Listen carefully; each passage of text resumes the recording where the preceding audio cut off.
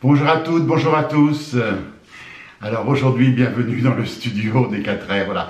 Quelqu'un m'a dit qu'il faut mettre un nom à ce studio. Ce studio, c'est un petit bureau, mais on va l'appeler le studio des 4R, c'est sympathique. Voilà. Aujourd'hui, je vous parle de... Alors j'avais longtemps réfléchi, je voulais vous parler de Madame Royer, mais personne ne connaît, je pense, Madame Royer, la messagère du Sacré-Cœur de Jésus. Après, je voulais vous parler de la basilique du Sacré-Cœur qui a un lien avec Madame Royer. Bref, c'était très compliqué. Donc j'ai fait ça au plus clair. Alors comme à chaque fois, je vous le dis, après pour avoir des renseignements, vous irez sur Google, vous aurez des renseignements sur Madame Royer, qui sont vrais, et vous aurez des renseignements sur la construction de la basilique du Sacré-Cœur, qui sont également vrais, mais un peu mélangés. Puis si vous allez sur Wikipédia, alors là, c'est la foire, voilà. Alors, je me suis dit, est-ce que je fais cette conférence sur le Sacré-Cœur ou pas? Parce que c'est un peu religieux quand même, donc je voulais pas toucher un peu au mythe. Et puis je me suis dit, mais voilà, là-haut, j'attends un signe. Et puis pendant les vacances d'été, j'ai reçu des amis qui venaient de Paris, qui venaient pour la première fois chez moi. Et au lieu de m'offrir une bouteille de vin, la dame m'a offert un magnifique Sacré-Cœur de Jésus. Regardez comme il est beau. Voilà. Donc j'avais ma réponse, je pouvais vous parler de la basilique du Sacré-Cœur, qui est un lieu magique, un lieu extraordinaire. On enlève le côté religieux, le côté tout ça, mais c'est un lieu où des grâces sont accordées encore.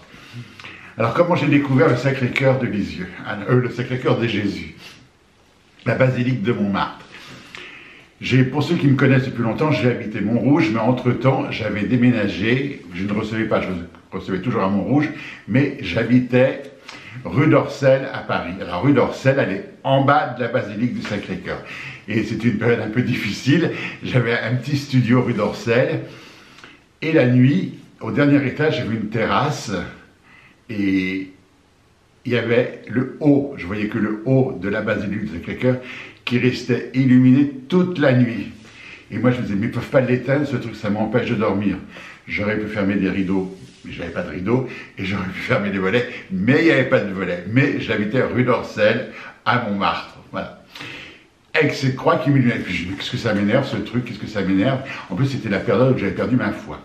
Puis un dimanche pluvieux, je monte jusqu'au pied de la basilique, et je regarde de près tout ça.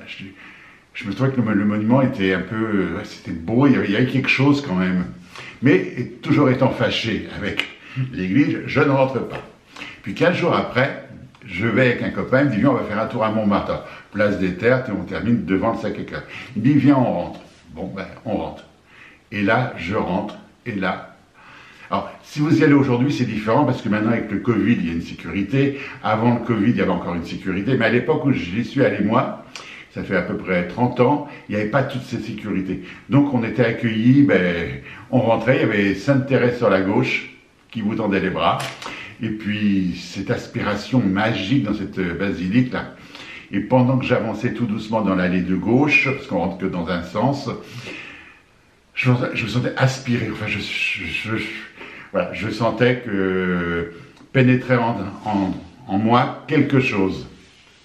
Et puis, j'avance, je fais le tour, parce que maintenant je te connais par cœur, je vois l'hôtel des prières, bon ça je ne m'arrête pas, Saint-Pierre avec sa clé, je touche le pied, enfin je fais le parcours des combattants classique, jusqu'à temps que j'arrive devant le Christ en argent. Il y a un Christ en argent qui est relié, quand la basilique est construite, il a été relié entre le ciel et la terre. C'est un lieu puissant, énergétique, où toutes les grâces sont données. Voilà. Toutes, pratiquement toutes. Alors parce que si je dis tout, tout le monde va dire, moi je suis allé, j'ai rien reçu. Mais pratiquement toutes les grâces sont données. Il faut faire abstraction des touristes qui passent à droite, à gauche, voilà. Mais si vous priez sincèrement avec le cœur, et que votre demande, vous allez savoir la gérer, comme dans toutes les demandes de prière, il faut se faire attention à ce qu'on demande, vous allez, voilà. Et puis je suis ressorti, j'ai vu Saint-Michel, Jeanne d'Arc, etc. Et je me suis dit, quand même, là, il se passe quelque chose. Hein. Je regarde ma feuille parce que je ne veux rien oublier. Hein. Quelque temps après, je lavais mon linge dans une laverie automatique et il y avait une dame, j'étais en train de lire un livre de Patrick Drouot, La mort n'existe pas ou un truc comme ça. Et la dame me dit, ah ça vous intéresse? Ben, j'ai dit oui, ça m'intéresse. Puis on parle, hein, puis on arrive à parler, je sais pas, du Sacré-Cœur, comment, je ne sais pas. Il me dit, ah moi tous les dimanches j'y vais, c'est un lieu magique, tellurique, énergétique. Il me dit, si vous voulez, on peut aller un dimanche à la messe ensemble.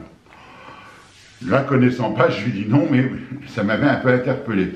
Donc je suis allé à la messe avec un copain. Au 3e rang j'étais, et ma cliente, enfin la dame de la laverie, elle était au 1er rang, avec son missel en cuir, la mantille sur la tête, enfin le parfait truc que je déteste. Mais c'est pas grave.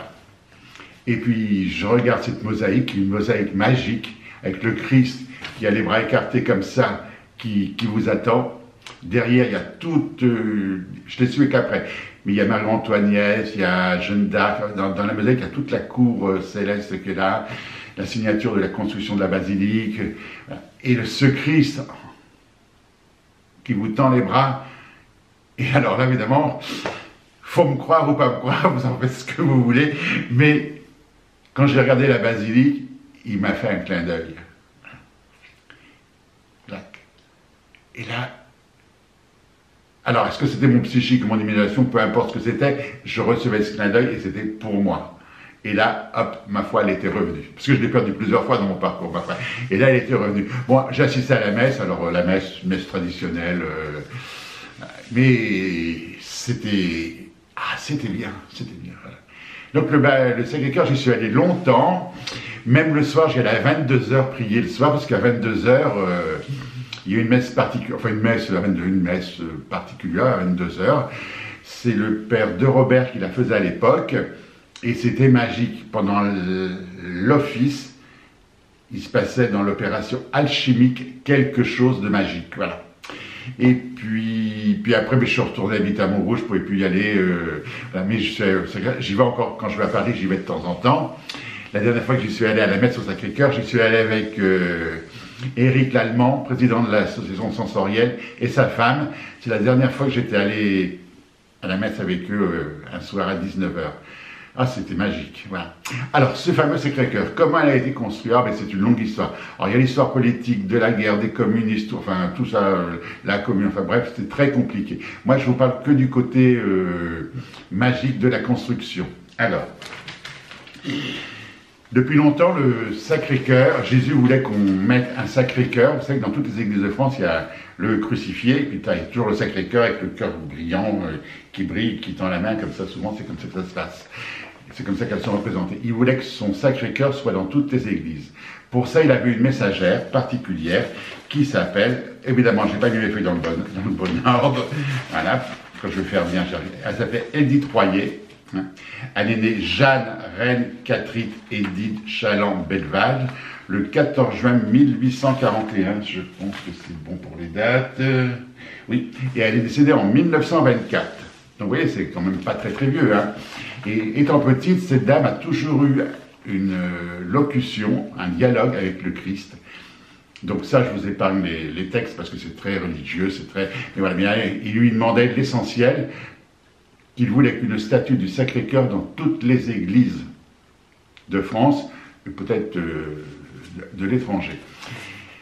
Donc en grandissant, elle a eu des stigmates aussi également. À la fin de sa vie, elle est devenue religieuse.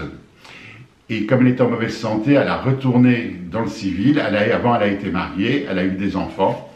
Et c'est elle qui a été chargée de se débrouiller pour convaincre l'évêque, toute l'église, de faire construire un Sacré-Cœur. Alors, après, ça a été construit par des dons. Ça ne s'est pas passé facilement parce que, faut savoir qu'à l'époque du Sacré-Cœur, Paris c'était en bas et la colline Montmartre c'était en haut. C'était des baraquements, c'était des gens pauvres, c'était des bois, c'était isolé, c'était des terrains privés. Il fallait expulser tous ces gens. Donc quand on a construit le Sacré-Cœur, il y a eu beaucoup de malheurs, de gens expulsés. Il y a eu un peu la famine. Enfin, ça a été très, très compliqué. Mais ils sont arrivés à construire le Sacré-Cœur. Voilà. Le Christ lui demandait aussi une association, Jésus lui demandait une association de prière. Alors, au Sacré-Cœur, on prie jour et nuit pour la paix, pour les malades dans le monde. Une association de prière. Elle va arriver à faire accepter ça, de faire une congrégation de prière. Ça a été reconnu par l'évêque. Et Ce qui m'a choqué quand j'ai su tout ça, que je suis allé au... Parce que moi, je suis fou quand même. Hein. Je suis allé au Sacré-Cœur, je n'ai vu rien sur Madame Édith Royer. Mais rien. Alors que c'est la responsable du Sacré-Cœur. Rien du tout. Une toute petite image dans la sacristie. Mais toute petite. Et j'avais dit au recteur, mais qui est cette dame? Il m'a dit, oh, c'est Madame Royer. Mais pas plus, il ne m'a pas expliqué que c'était elle qui avait fait le vœu et tout ça au Sacré-Cœur. Hein. Donc, vous voyez, l'Église, c'est toujours mystérieux. C'est toujours quand il ne gère pas. Voilà. Alors, après. Alors, toute petite, elle avait ses locutions avec le Christ, et en grandissant, mais selon comme son esprit grandissait et tout, les conversations avec Jésus étaient différentes. Hein. Elle arrive à faire une confrérie de prière et de pénitence. Alors, le mot pénitence, ça me gêne toujours un petit peu, mais on est dans l'église, donc dans l'église, on est puni. Voilà. Son groupe de prière va être reconnu. Et après, il fallait choisir les terrains et l'emplacement. Hein, l'emplacement où on allait mettre ce fameux Sacré-Cœur. Alors, ça, vous le lirez nulle part, sauf si vous fouillez très très bien, vous arriverez à le trouver. Mais je ne l'invente pas, c'est pas moi qui l'invente. Je l'ai lu, j'ai eu des confirmations par des prêtres, voilà. On décide de construire ce monument dédié au Sacré-Cœur. Donc, on pense d'abord au Trocadéro. Et au Trocadéro, ça va pas. Après, ils partent. Alors, ils sont en calèche, hein, ils sont pas en Renault 5, hein, ni en Twingo, hein, ils sont en calèche. Hein. Donc, ils parcourent Paris. Paris qui n'est pas pavé, Paris qui est sale, et court. Hein. Donc, le Trocadéro ne va pas. Ils arrivent vers l'Opéra, place de l'Opéra, et ça ne va pas. Et Madame Royer entend une petite voix qui lui dit « Non, je te ferai un signe à l'endroit prévu où ça doit se passer. » Donc il continue. Alors pour ceux qui connaissent Paris, quand on est à l'Opéra, qu'on passe derrière l'Opéra, ça commence à monter. La butte Montmartre, elle commence là, en bas, vers l'église de la Trinité. Ça commence à monter doucement, jusqu'à la butte. Ils prennent la calèche, ils montent dans toute cette petite rue. Il fait pas beau, l'orage menace, et quand ils arrivent tout en haut de la butte, il y a une grande croix, le ciel est noir, il y a une grande croix bleue qui s'ouvre sur eux comme ça, au-dessus de la calèche, au-dessus de Madame Royer, et Madame Royer dit, c'est là qu'il faut construire. L'évêque qui l'accompagnait, il était quand même un peu ouvert, enfin ils ont fait, c'est là que ça s'est construit. Alors après il a fallu faire des travaux évidemment, hein. Il a fallu expulser des gens, ça a été très très long à construire, ça vous aurez tout l'historique de la construction. Les plans ont été donnés par le Sacré-Cœur à Madame Royer, et Madame Royer donnait les instructions aux architectes. Voilà. Donc ça ne s'est pas passé simplement. Hein. Mais une fois que ça a été construit, une fois que ça a été inauguré, une fois que tout a été en place, on a mis le groupe de prière en place, et jour et nuit, il y a des prières qui sont faites pour le monde entier. Jésus lui demanda que le Sacré-Cœur soit un lieu particulier sur la France. Donc il voulait une basilique qui rayonne sur le monde, une basilique qui rayonne sur Paris, et une basilique particulière. Donc quand vous irez à Paris, ou ceux qui connaissent, le Sacré-Cœur, la pierre du Sacré-Cœur, il a donné le nom de la pierre dans laquelle il fallait que ce soit fait, construit. C'est une pierre blanche qui, depuis que le Sacré-Cœur est construit, n'a jamais noirci. Elle est auto-nettoyante. Quand il pleut, ça glisse.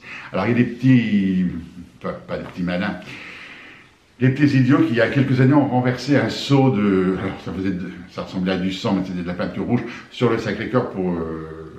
Donc là, la pierre poreuse s'est imprimée, et pendant quelques mois, il y a eu... Quand on regardait le Sacré-Cœur, c'était rouge, mais voilà, mais c'est redevenu blanc. Donc c'est auto-nettoyant. Quand on arrive du nord vers Paris, avec la pollution, c'est un peu plus gris. Mais ce qui domine sur Paris, c'est blanc. C'est plus blanc que ma chemise, hein, voilà, c'est... Et quand on est en bas, vers l'avenue Truden, qu'on regarde le Sacré-Cœur et les trois... Alors, les trois cloches, les trois dômes. Il faut savoir qu'à Montmartre, on appelle ça les mamelles de Montmartre. Enfin, c'est les anciens de Montmartre. Ah, c'est les mamelles de Montmartre. Mais ce n'était pas péjoratif, hein, c'était les mamelles, c'est ce qui nourrit la terre et tout ça.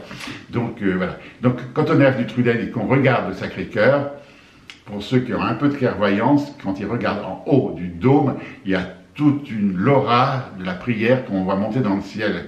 Alors c'est gris ou bleu, mais ça dépend comment on perçoit, mais on voit cette immensité, cette énergie qui monte. Donc Madame Royer été très très importante dans cette construction. Après, Madame Royer, ben, elle va acheter des terrains à côté du Sacré-Cœur. Donc quand on est en face du Sacré-Cœur, il y a une rue qui descend, je ne sais plus comment elle s'appelle, il y a un bureau de tabac. C'est là qu'elle habitait et c'est là qu'elle va finir sa vie. Voilà. Mais en tant que civile. Hein, voilà. Les enfants n'ont pas repris le flambeau, évidemment, comme dans beaucoup de choses comme ça. Et après, on va faire la mosaïque, cette fameuse mosaïque. Alors la mosaïque, il y a le Christ qui vous attend comme ça, et il y a toute la cour, il y a Marie-Antoinette, il y a Louis XVI, il y a tout ce qui représente la religion, le Christ et tout ça. Il y a Jeanne d'Arc, il y a Sainte-Thérèse d'Avila, il y a des notables politiques qui viennent signer le papier officiel par lequel c'est reconnu. Voilà. Puis après, mais les fonds ont été demandés, ça a été conçu par des fonds. Alors il y a plusieurs histoires sur la manière dont les fonds ont été donnés. Voilà. Donc si vous lisez sur Wikipédia, c'est un peu arrangé, et sur certains trucs, vous tapez Madame Édith Royer, messagère du Sacré-Cœur, là il y a toute l'histoire. Dans ce Sacré-Cœur, moi j'y suis allé, hein, évidemment, plusieurs fois, donc j'y suis allé la nuit à 22 h, où il y avait des messes assez extraordinaires, il y avait des messes de guérison, voilà. Donc le soir, c'est que des gens qui sont motivés, hein, qui montent, qui sont motivés, donc il n'y a pas de... S'il y a 2-3 bénis oui qui accrochent après, mais sinon c'est que des gens qui ont une foi, et pendant que le père de Robert faisait la messe, eh bien, il y avait des miracles qui se passaient. Après, le père de Robert, il a été muté à Marseille. Il est décédé aujourd'hui. Hein. Il a été muté à Marseille. Et au Sacré-Cœur, à 22 h, eh ben, c'était plus la même ambiance. Voilà. Alors, le père, ça doit être Jacques de Robert, qui s'appelle, si vous regardez sur Internet, il a écrit un livre sur la basilique du Sacré-Cœur. Il a écrit un livre sur le Padre Pio, parce qu'il était fils spirituel du Padre Pio, il l'avait rencontré. Et lui, le père de Robert, c'était 1,80 m carré, il raconte pas de bêtises, hein, puis il rigole pas. Hein. Donc je suis allé à la messe le dimanche matin, plusieurs années, et j'étais bien, mais toute cette faune, enfin faune, c'est pas très gentil, mais tous ces touristes qui vous passent devant les nez, qui n'ont aucun respect et tout, ça m'a gêné, donc j'ai cessé d'y aller, j'y vais que de temps en temps. Hélène Bouvier m'avait parlé du Christ en argent, où on pouvait demander des grâces. Elle était montée demander des grâces pour son chien qui allait pas bien, pour qu'il vive un petit peu plus longtemps, et la grâce a été accordée. Alors moi j'y suis allé, j'ai demandé plein de choses, ben tout n'a pas été accordé, mais maintenant comme je sais que quand on demande que c'est pas accordé, c'est parce qu'on va pas savoir gérer, ça me va très bien. Voilà. Donc si vous passez par Parisien, allez au Sacré-Cœur avec un autre regard, vous verrez que... Alors maintenant, avec le Covid, il y a des gardes, on fout les sacs et tout, mais vous rentrez, vous êtes accueilli par Thérèse, vous faites le tour, il y a Saint-Pierre, vous lui touchez le pied, ça porte bonheur. Il y a toujours l'Eucharistie qui est dans le cœur, qui est le premier étage, en élévation, où on voit le Christ se consacrer. Il y a le Christ en argent, et puis il y a les boutiques à touristes, parce qu'il y a des sœurs, voilà, maintenant c'est un peu... Mais c'est pas grave, on fait abstraction de ça. Moi, dans cette cœur, j'ai plein d'aventures. Hein. Une fois, pour une chaîne de télévision, je peux pas vous citer le nom, parce qu'il va peut-être y avoir un procès. Il m'avait demandé de tourner un reportage sur moi, donc oui, mais un reportage, ma vie, elle n'est pas extraordinaire, à part mes contacts que je fais en salle, mais non, ils voulaient voir la vie d'un médium au quotidien. Donc ils m'ont emmené au Père-Lachaise, sur la tombe d'Édith Piaf. Et puis ils voulaient que j'ai un message d'Édith Piaf comme ça, mais c'est pas un téléphone, le ciel. Hein. Et puis ils n'avaient pas d'autorisation. Pourtant c'est une chaîne de télévision, hein, mais ils n'avaient pas d'autorisation. Donc la police du Père-Lachaise est arrivée. Police, je suis parti comme un voleur. On s'est retrouvé à la voiture, puis après, il m'a dit, maintenant, on va aller sur un petit marché parisien. Alors pareil, on fume sur le marché, il voulait que je voie des entités près des gens. Voilà. Donc je dis, bon, ça commence à bien faire, on fait pas ça. Puis il me dit, on va aller chez Carrefour. On va chez Carrefour, sans autorisation, donc on se fait expulser. Ah, c'était une journée, ça a duré 2 jours. Mais le film ne sortira pas, et puis s'il sort, on est plusieurs dessus, mais ils n'ont pas aucune autorisation. Et le fameux présentateur me dit, on va aller au Sacré-Cœur. Ah ben, je dis, oui, mais là, je ne demande pas, vous avez l'autorisation. Ça m'était sorti de la tête. Donc, on va à Sacré-Cœur, mais à 16 h l'après-midi, il n'y avait pas beaucoup de monde.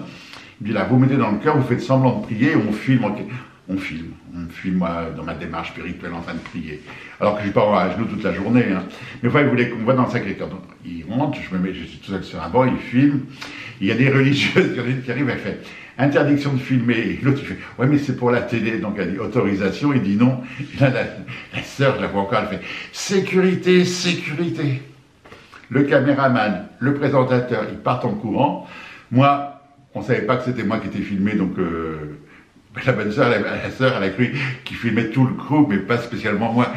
Donc moi, je me suis levé, puis j'ai accéléré pas, je suis ressorti, et on s'est trouvé sur le parvis, expulsé du Sacré-Cœur. Voilà. Et donc voilà, le Sacré-Cœur, j'ai plein de souvenirs. Voilà. Maintenant, dans toute la France, il existe des petits Sacré-Cœurs dans toutes les églises. Hein. Et donc, quand vous allez dans une église prier, vous pouvez prier devant l'autel, prier où vous voulez. Moi, pour ma part, je prie devant le Sacré-Cœur qui vous ouvre les bras. Voilà. J'espère que ça vous a intéressé. Alors, pour Madame Royer, sur Internet, vous cherchez Edith Royer. Je vous ai mis des photos, je vous ai mis un livre du Père de Verre, mais la photo, elle est peut-être mal. Et puis, j'ai un peu de mal avec mon logiciel à mettre les trucs. Hein. Là, c'est un peu compliqué. Et puis, au Sacré-Cœur, allez-y, vous serez exaucés. Et c'est un lieu magique de prière et pas forcément de pénitence, comme on le dit. Voilà. À très bientôt pour d'autres aventures. Merci à vous.